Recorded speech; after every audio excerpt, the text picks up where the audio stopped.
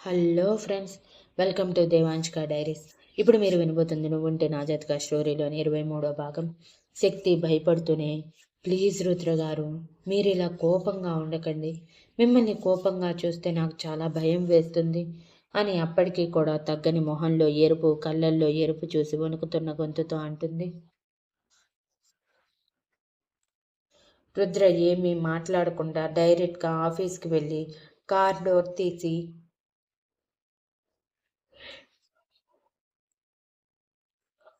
తను వెళ్ళిపోయాక శక్తి బాధపడుతూ, వాడెవడో నన్ను హెరాస్ చేస్తే అది కూడా నా తప్పేనా ఏంటో. రుద్రగారు ధైర్యంగా ఉండమంటారు. చిన్నప్పటి నుంచి ఇలానే అలవాటైన జీవితం సడన్గా మారాలంటే ఎలా మారుతుంది? వెంటనే ధైర్యం రమ్మంటే ఎలా వస్తుంది అని తనలో తానే కొనుక్కుంటూ రుద్ర వెనక్కి వెళ్తూ ఆఫీస్ ఎలా ఉందో గమనించదు. శక్తిని ఫస్ట్ టైం ఆఫీస్లో చూస్తూ ఉన్న స్టాఫ్ అందరూ ఆశ్చర్యంగా చూస్తూ శక్తి అందానికి పడిపోతూ ఉంటే రుద్ర అందరి వైపు ఒకసారి కోపంగా చూసి శక్తి దగ్గరికి వెళ్ళి తన నడుం చుట్టూ చేయి వేసి దగ్గరికి లాక్కొని, తన పేరు శక్తి, నా భార్య అంటూ అందరి వైపు ఊరిమే కళ్ళతో చూస్తూ, మీ చూపులు దించండి. ఇంకొకసారి నా భార్య వైపు ఇలాంటి లుక్స్ ఇచ్చారంటే ఆ రోజే మీ లాస్ట్ డే అవుతుంది అని డెడ్లీగా వార్నింగ్ ఇచ్చి శక్తి చేతిని పట్టుకుని తన రూంలోకి తీసుకువెళ్ళాడు.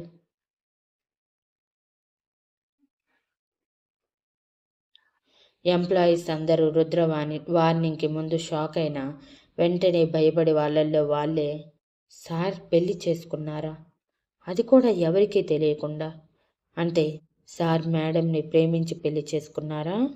అందుకేనా ఇంతవరకు కూడా ఎవరికీ తెలియలేదు అని అనుకుంటారు. శక్తిని తన క్యాబిన్కి తీసుకువచ్చాక రుద్ర కోపంగా తన చైర్లో కూర్చొని సిస్టమ్ ఆన్ చేయగానే శక్తి భయంగానే వెళ్ళి రుద్ర ఒడిలో కూర్చొని రుద్ర మెడ చుట్టూ చేయి వేసి, ప్లీజ్ రుద్ర గారు, ఇలా కోపంగా ఉండకండి. ఓకే, నేను చేసింది తప్పే ఒప్పుకుంటాను.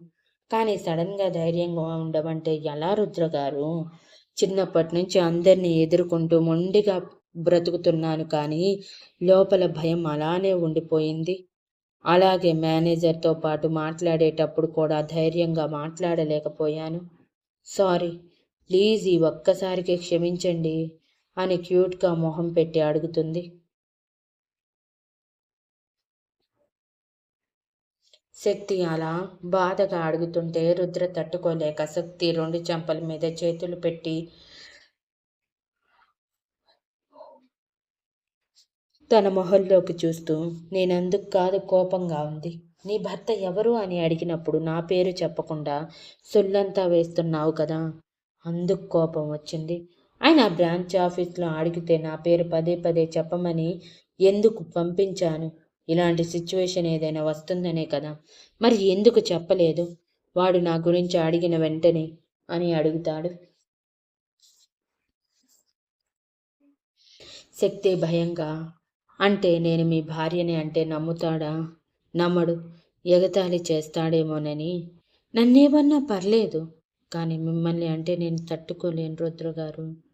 అది కూడా నా వలన పొరపాటును కూడా మీ మీద ఒక్క మాట పడేలా ఉన్నా నేను ఒప్పుకోను అని అంటుంది. శక్తి కళ్ళల్లో తన మీద ప్రేమ కనిపిస్తూ ఉంటే తన మొహం దోసిలిలో గట్టిగా పట్టుకొని నుదుటి మీద ముద్దు పెట్టి, ఇంకెప్పుడూ భయపడకు, నీ వెనుక నేనెప్పుడూ ఉంటాను. అయినా బ్రాంచ్ ఆఫీస్కి వెళ్ళమన్నప్పుడు కనీసం ఇది సిచ్యువేషన్ అని ఒక్క మాట చెప్పి ఉంటే ఆ మేనేజర్ సంగతి అక్కడే తేల్చేసేవాడిని. కానీ నువ్వు చెప్పకుండా కంగారు పడుతూ నా దగ్గర నిజాన్ని ఎందుకు దాచావు అని ఈసారి నిజంగానే కోపంగా అడుగుతాడు.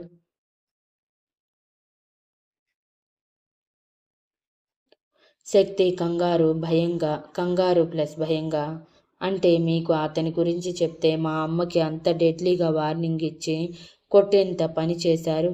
ఇక మేనేజర్ నాతో వల్గర్గా బిహేవ్ చేస్తున్నాడు అంటే ఏకంగా చంపేస్తారేమోనని భయపడి చెప్పలేదు.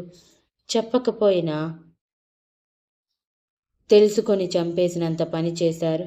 ఇక అతని జీవితంలో లేవగలడా? వెన్నెముక విడిచేశారు, చేతులు కాళ్ళు విడిచేశారు. అవన్నీ సెట్ అవ్వటానికి ఎన్నాళ్ళు పడుతుంది? పాపం వాళ్ళ ఫ్యామిలీ ఎలా బ్రతుకుతుందో రుద్రగారు. అందుకే చెప్పలేదు. ఎలాగోలా వాడిని తప్పించుకొని మీ దగ్గరికి వస్తే అయిపోతుంది కదా అనుకున్నాను అని అమాయకంగా అంటుంది. ఇదే ఇదే నువ్వు చేసిన తప్పు. ఇప్పుడు నువ్వు నాకు ఒక్క మాట చెప్పుంటే నేను నిన్ను కనీసం ఆఫీస్ దగ్గరికి కూడా వెళ్ళనివ్వకుండా ప్రాబ్లం సాల్వ్ చేసేవాడిని. ఇప్పుడు కాకపోయినా బ్రాంచ్ ఆఫీస్లో వర్క్ చేస్తున్నప్పుడైనా, నేను పరిచయం కాకముందే వాడు ఇలా బిహేవ్ చేసినప్పుడు కనీసం ఒక కంప్లైంట్ రైజ్ చేసిన వాడి అంతు తేల్చేసేవాడిని. కానీ అలా చేయకుండా నీలో నువ్వే నలిగిపోతూ నీతో పాటు మరో నలుగురిని వాడికి అవకాశంగా మార్చావు. నువ్వు వాడిని భరిస్తూ ఉంటావు అని ఆడవాళ్ళు దేనినైనా భరిస్తారు అనుకొని వాడి హరాస్మెంట్ ఆఫీస్లో ఉన్న లేడీస్ స్టాఫ్ మీద మొత్తం చూపించాడు. చూసావా, అక్కడ లేడీస్ స్టాఫ్ని కొట్టమంటే స్టాఫ్ అందరూ ఎలా కొట్టారు? అసలు మీ బ్రాంచ్లో ఆఫీస్లో లేడీస్ ఎక్కువగా ఎందుకు లేరు అని అనిపించేది. అయినా దాని గురించి తెలుసుకునే అంత అవసరం లేదనుకుని సైలెంట్గా ఉన్నాను. కానీ ఇది రీజన్ అని ఇప్పటి వరకు తెలియదు అని సీరియస్గా అంటాడు. నేను కంప్లైంట్ రైజ్ చేద్దామని అనుకున్నాను రుద్రగారు. వాడి టార్చర్ భరించలేక రిజైన్ కూడా చేద్దామనుకున్నాను. కానీ ఇంటి దగ్గర అమ్మ జాబ్ చేసి డబ్బులు ఇవ్వకపోతే కనీసం నన్ను మనిషిగా కూడా చూడదు. ఎలాగోలా వాడిని భరిస్తే సరిపోతుంది అనుకున్నాను. కంప్లైంట్ ఇస్తే మళ్ళీ నాకేమైనా ప్రాబ్లం వస్తే ఉన్న అమ్మ తోడు కూడా పోతుందని భయపడ్డాను. మీకు తెలియదు రుద్రగారు, నేను చిన్న గొడవకి వెళ్ళిన అమ్మ నా మీద చాలా కోప్పడి కొట్టేది. అందుకే గొడవలకి వెళ్ళాలంటే నాకు భయం. ఎవరినైనా ఎదిరించి మాట్లాడాలంటే భయం. పొరపాటున వాళ్ళు వెళ్ళి అమ్మతో చెప్పి, అమ్మ నన్ను అసలు ఎందుకు పుట్టావు, నువ్వు పుట్టడం వల్లే మాకు దరిద్రం అంటూ మాట్లాడుతుంటే ఆ మాటలు తట్టుకోలేక ఎవరు ఎన్నన్నా భరిస్తూ ఉండిపోవటం అలవాటైపోయింది అని ఏడుస్తూ అంటుంది. రుద్రగారికి శాంతి గారి మీద కోపం రోజు రోజుకి ఎక్కువవుతూ ఉంటే, నీ గురించి అడిగినప్పుడు చెప్పకుండా ఇన్ని రోజులు నాతో అబద్ధాలు చెప్పి అడుగుతున్నావా స్వీటీ? నీ గురించి పూర్తిగా చెప్పనప్పుడైనా ఇదంతా చెప్పుంటే నీ ప్రాబ్లం నేను సాల్వ్ చేసేవాడిని కదా. ఎందుకు చెప్పకుండా నీలో నువ్వే దాచుకొని నలిగిపోతూ ఉంటావు అని బాధగా అడుగుతాడు. చెప్తే నాతో పాటు మీరు బాధపడతారు రుద్రగారు. అందుకే చెప్పలేకపోయాను. నా వల్ల మీరు ఒక్క క్షణం బాధపడినా అది నేను తట్టుకోలేను. అది పొరపాటునైనా సరే. ఇప్పుడు కూడా మీరు నా వల్ల బాధపడుతున్నారు.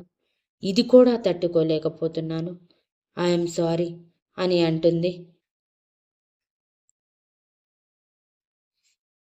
ఓకే, అది వదిలే అని అంటూ ఉండగానే క్యాబిన్ డోర్ నాక్ అయ్యింది.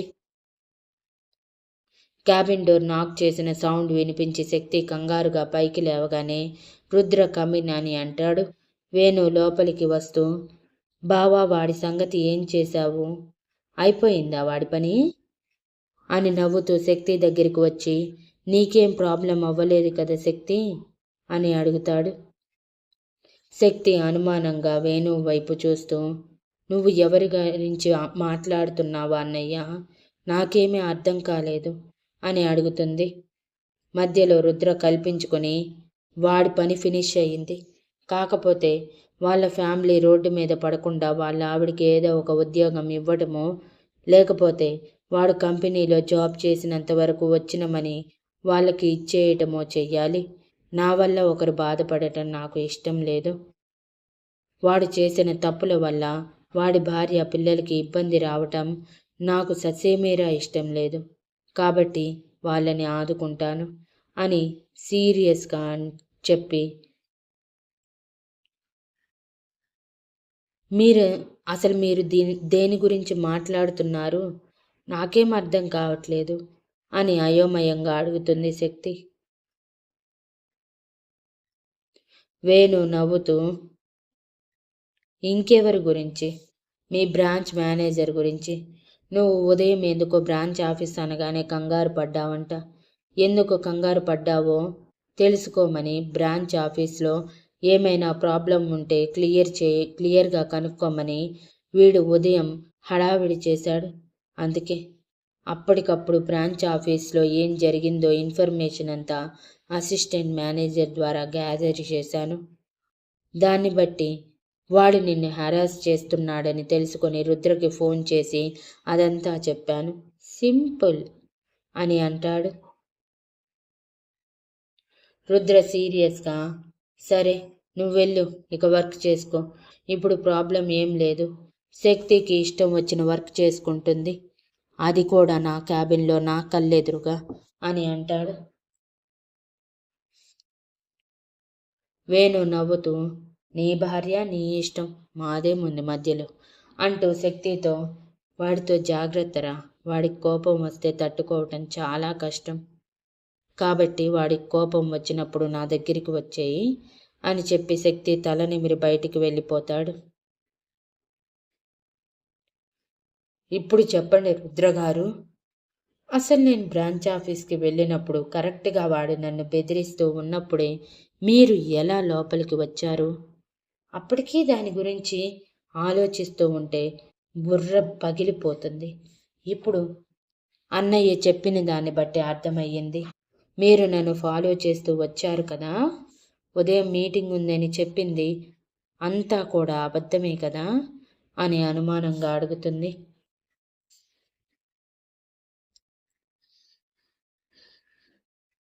Thank you for listening and please like, share, comment and subscribe.